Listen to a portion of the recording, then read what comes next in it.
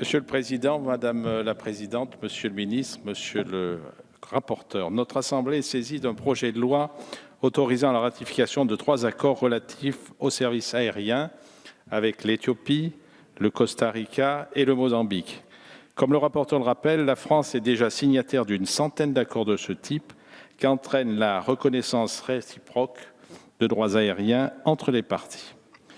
La signature de ce type de convention ne pose pas la plupart du temps de problème, dans la mesure où les termes de ces accords sont d'ordre essentiellement technique, reprenant pour l'essentiel les normes découlant de l'application de la Convention multilatérale relative à l'aviation civile internationale du 7 décembre 1944, dite Convention de Chicago.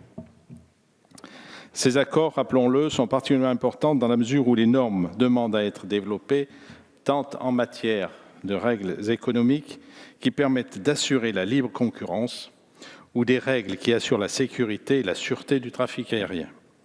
Même si ce type d'accord n'est pas indispensable à l'établissement de liaisons aériennes entre deux pays, il convient d'assurer ces services d'un cadre juridique suffisamment stable pour que les compagnies puissent se développer.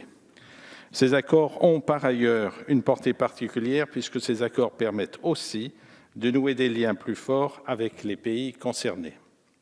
Au premier chef, l'Éthiopie, auquel le président de la République a récemment rendu visite, la première d'un chef d'État français depuis près d'un demi-siècle. Il ne faut pas négliger que ce type d'accord peut sceller entre nos deux pays la question sécuritaire, bien sûr, mais également il s'agit de ne pas, dans le rapprochement que nous opérons avec l'un des deux pays africains qui entreprend une réforme interne d'une très grande ampleur, l'un des plus peuplés, qui est appelé à jouer un rôle majeur dans la région dans les décennies à venir.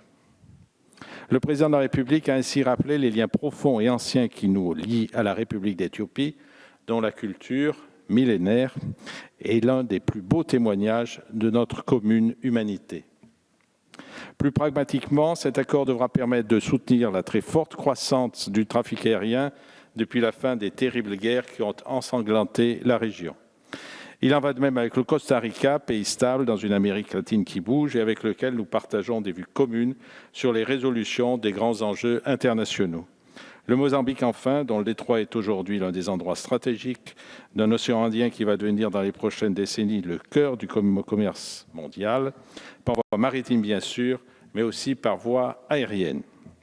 Nos territoires éparpillés dans l'océan Indien ont besoin d'un appui de notre part pour poursuivre leur intégration régionale. Pour toutes ces raisons, le mouvement démocrate et apparenté votera bien entendu en faveur de ce texte. Je vous remercie.